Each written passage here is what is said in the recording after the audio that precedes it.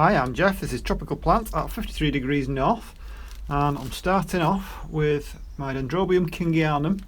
Just thought I'd show you this. I've never yet had this in bloom. I've had it about 2 years. You might have seen my other video on that. I'll put a card up above so you can watch it if you didn't. I was very concerned at that point as to whether it would bloom or not. There seemed to be something happening there, but as it turns out, we were correct, and it has done. I'm quite pleased with that. It certainly has a look of Dendrobium berry odour, so I guess you can see a lot of the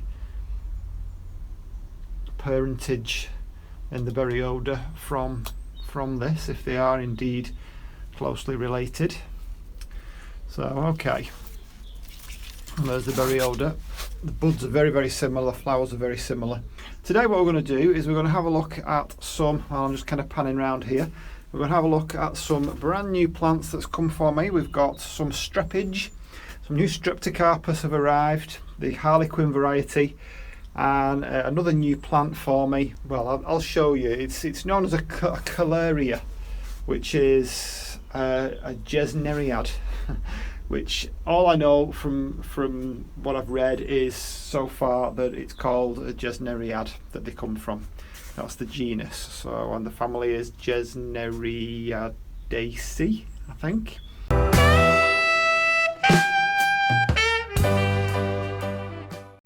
So let's have a look. Let's just whiz through into the warm side. It's been very sunny today. Surprisingly cold, well, not surprisingly really, but quite cold. Thunbergia brownie is definitely going for it now. Lots of flowers on there. I'm glad to say my mandevilla is about to bloom again there. It's gone probably about 4 weeks without a flower, so that's its winter over with. Unfortunately, my Cattleya, the orange one, the no ID one, I've just pulled a blasted bud out from in there. There's still one good one.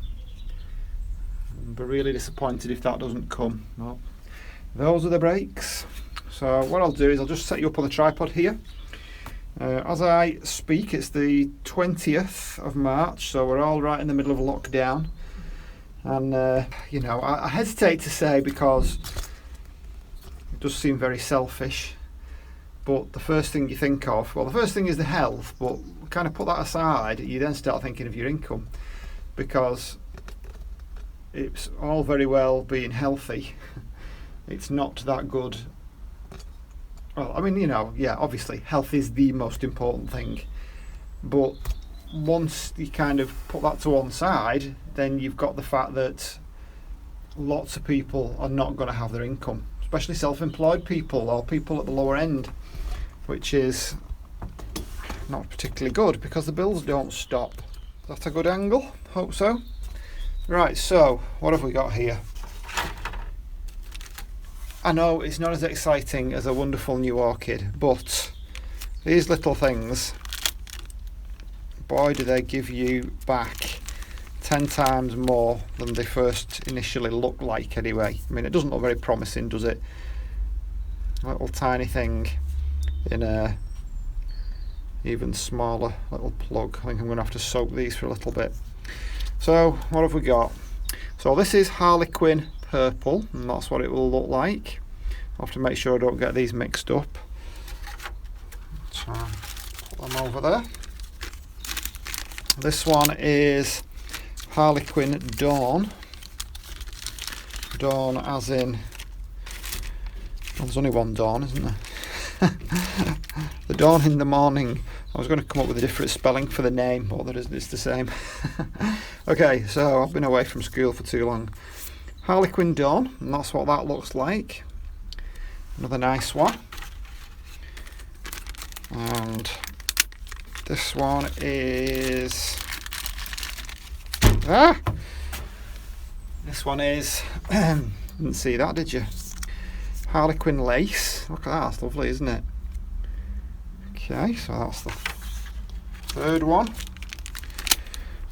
Now these are from Dibley's, Streptocarpus grower in the UK, and I get most of my advice from there because I figure they'll know better than anyone. Harlequin sapphire, Difficult to say from the photos, but you know, it's going to be a lovely one. I'm quite sure it will be. And you know, you'll get flowers straight away. You'll get flowers the same year.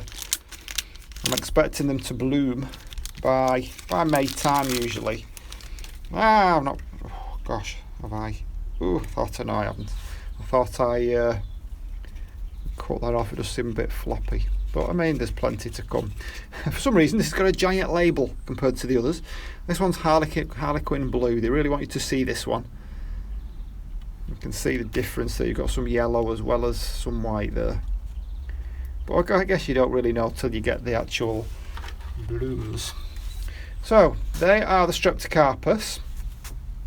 But I've also got these very unpromising looking little rhizomes. Boy, they are small. They look like slugs. Well, not slugs, maybe a witchetty grub. Ta-da!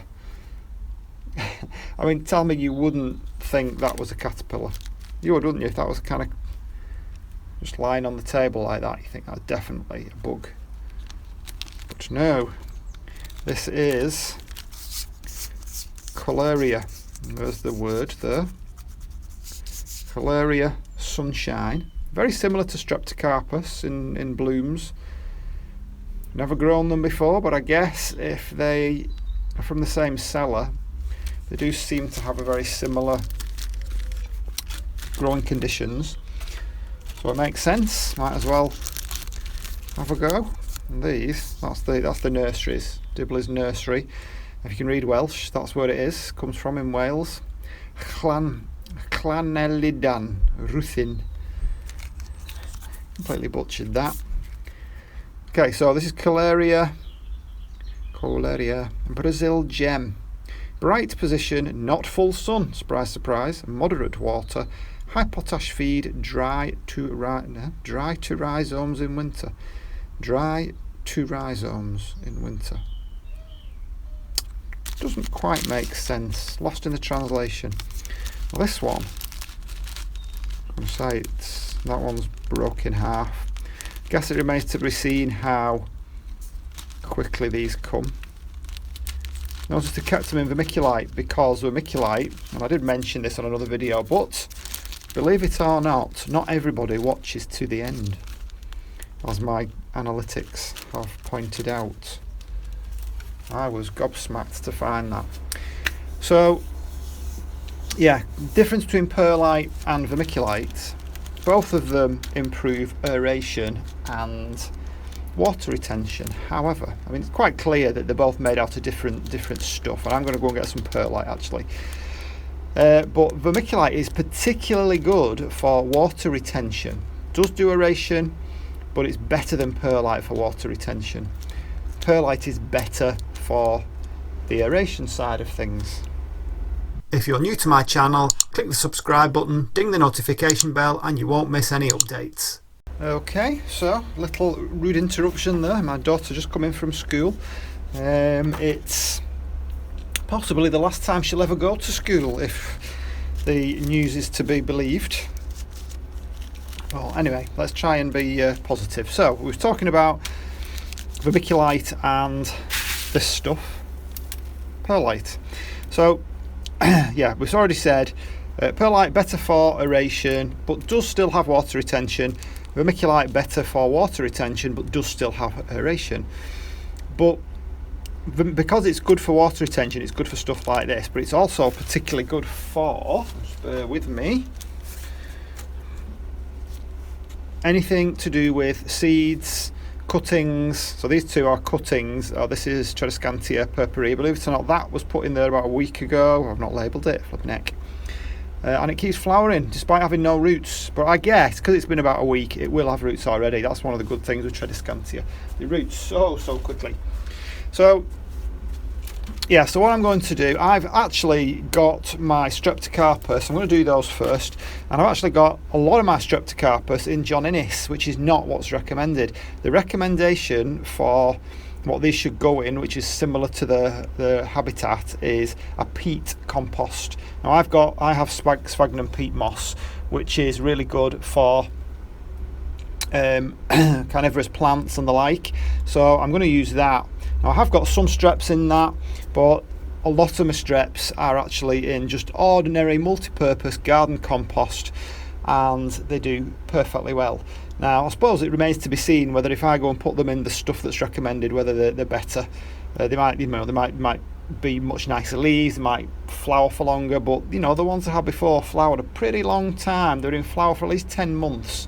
Anyway, let's do what we're supposed to do. I'm going to stick it in some perlite. I'm going to perlite and the peat compost. Proportions are 4:1, so 4 parts peat and 1 part, beg your pardon, 4 parts peat, 1 part perlite, and they should be pretty happy in there.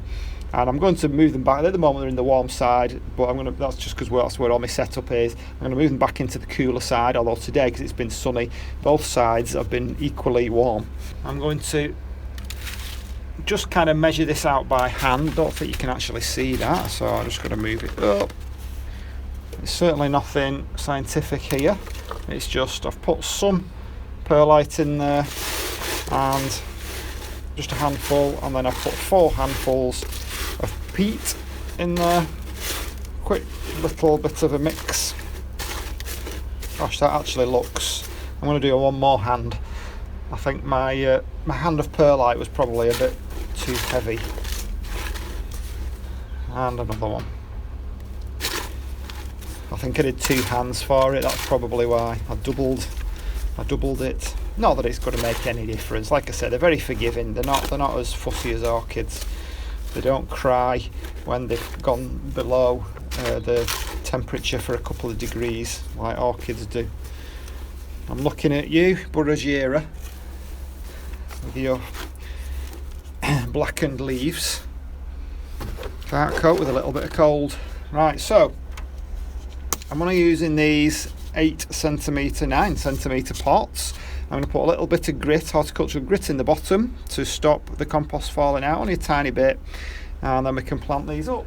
Now, I expect them to be in here for about 12 months, and then I will move them up, just because they'll be, not because they need new compost, but because they will be so big. And I've found that they do so much better in a slightly bigger pot. I mean, obviously they have a natural size that they go to in adulthood, which isn't that big. It's probably, you know, kind of this size. I mean, you've seen all my streps, you know, they don't go absolutely huge. So I'm going to stick that in there and feed in round the sides. That's not quite deep enough. I know, it's not rocket science, but some people might be interested in seeing it. So I actually nearly didn't film it, and then I thought, well, you know, it's a vlog and I am vlogging, so there you go. I'm going to put a date on that as well. So that's one.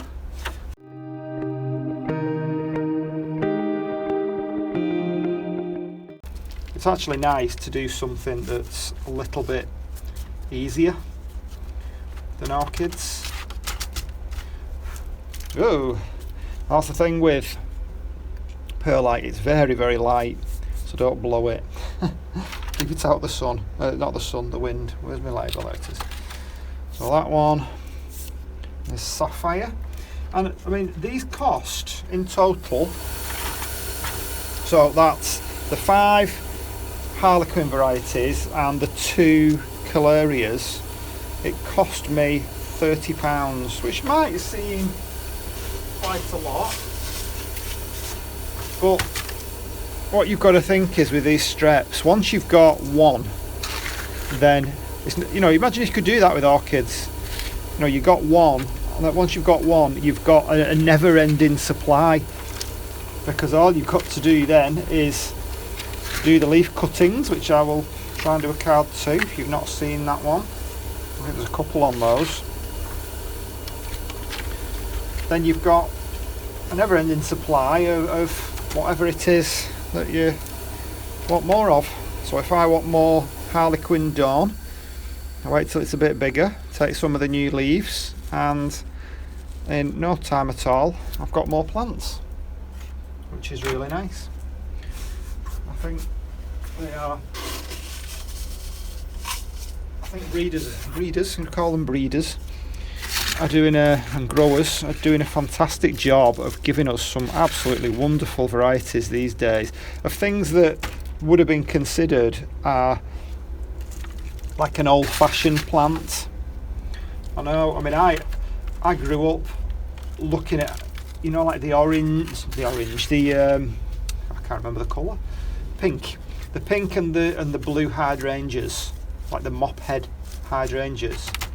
Thinking how boring they looked. So that's Harlequin blue. Oh, I'll have to watch the video back. That's a massive label. I'm not sure whether I've got these mixed up, these last two, because I'm too I'm too busy talking. Yeah, but some of these hydrangea varieties that they have now are spectacular. They look wonderful. Some of the lace caps, we've got different coloured flowers, we've got different coloured stems even that have been bred into them, and it kind of rejuvenates or revitalises my interest in these plants. It's all tempting to go for the really rare, but there are so many new varieties. Same with cyclamen, loads of new varieties now. I noticed Rachel Garnet Duenza did a video on cyclamen, and no, it wasn't cyclamen. It might have been a Facebook, not Facebook. You can put a post in your YouTube news feed if you've got so many subscribers. I can't do it because I don't have enough. But she was showing you some of the new varieties of primulas, I think it was, and she wasn't sure whether she liked them or not. But I like them. There was some really nice ones. I think they've done a fabulous job. Now I reckon this will be the same kind of compost. I really should have looked it up before I came to do it. But what I'm going to do, I'm going to lay them on the surface of two. I'm not going to bother putting grit in the bottom because I'm not expecting them to be in there that long. Yes, I am. Changing my mind.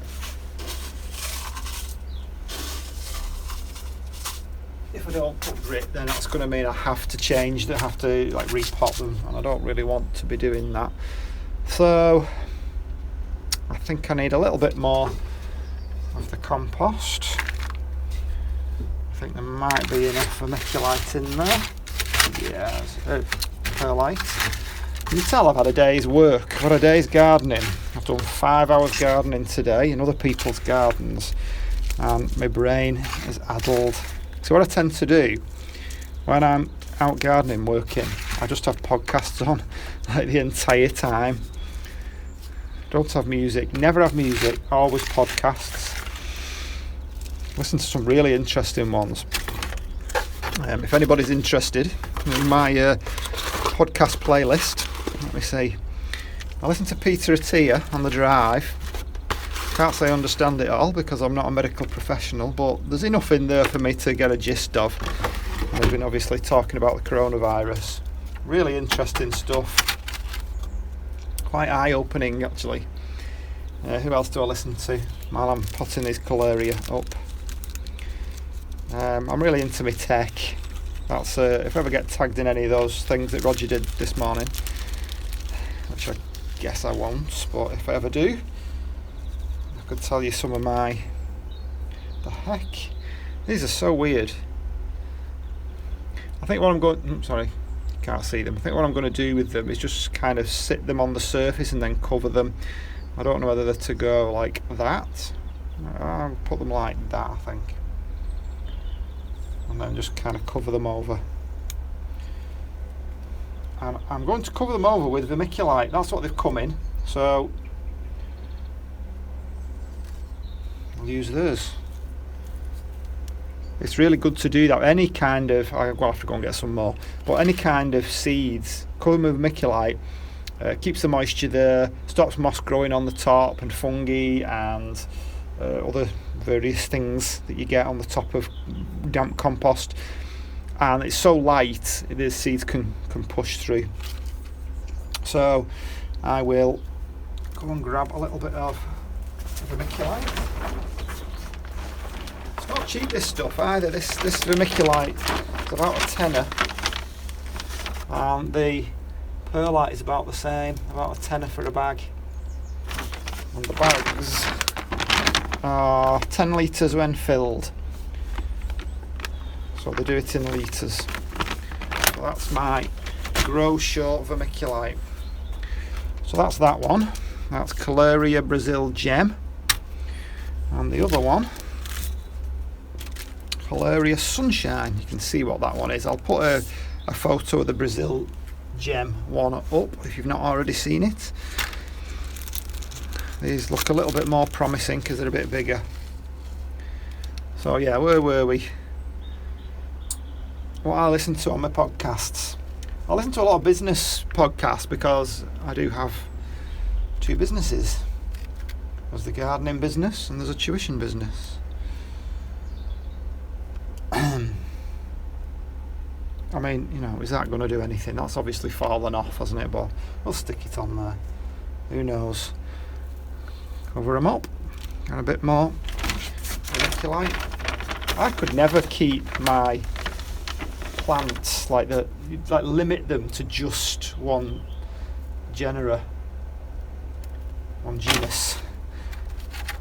There's too many fascinating plants out there. I mean, obviously I've limited myself a little bit by the growing conditions that I'm creating, but there's so many tropical plants and I'm interested in lots, and I would like lots of all sorts, but obviously space is always going to be an issue, isn't it? But I've more space than most people, so I'm more than happy. I'm very blessed in that sense, even though I'm still paying for it. Still paying for the greenhouse. I think I'll be paying for it for another few years yet. So I have to make sure I use it. So there we go. So what was we saying? Yeah, podcasts. I might tell you some of the other podcasts I listen to at some point if anybody's interested. No gardening ones. Maybe that's something somebody should do. Start a gardening podcast. I don't know how that would work. Speaking of which, it's Gardener's World tonight. I'm quite happy about that. Monty Don said on Instagram that he's going to keep trying to bring it to us. So something to look forward to, seeing as there's no sport anymore, which is absolutely devastating to me. But never mind. Yeah, so anyway, we've got Streptocarpus, new ones in. I'll give them a water. I'll write the dates on the label if I don't forget. We've got 2 Kohlerias in there ready to do something. I'm not totally sure what temperatures they should be at. Bright positions, not full sun, moderate water. It doesn't really tell you that, does it? I'm going to have to look it up online. Easy house plant grown from rhizomes.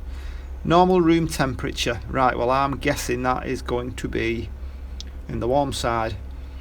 Use a general feed every week. Dry off in autumn. I think that's what that was supposed to mean. Dry to rhizomes in winter, that it said on there.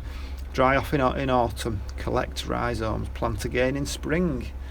Interesting. I don't see why they can't stay in. I need to look it up a little bit more about those. Find a little bit more about these Gesneriads. So yeah, I hope you enjoyed this video. Sorry for going off topic, off plants for a little bit, but you know, interesting stuff, isn't it? It's great to read people's comments. Absolutely love getting comments, not just to grow the channel, but it's just really interesting to hear other people's experiences.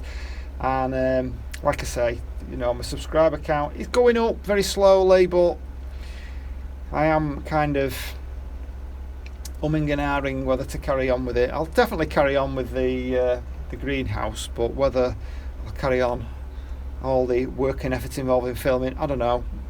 We'll see. I keep saying to everybody I'll give it another week, but I'm kind of tongue-in-cheek with that. But seriously, I don't know whether I'll carry on with it. I'll give it now. It's November, December, January, March. 5 months so far, and like I say, it's slow going, but I really do enjoy it. That's the thing. That's maybe what keeps me going. So anyway, hope you enjoyed it. Give it a thumbs up if you didn't. If you did. If you didn't, it's a thumbs down, isn't it? Get that the right way around. I'm not really bothered, one way or the other. Or don't give it any. I don't care. I hope you enjoyed it anyway. So yeah, I'll see you on the next one. Bye.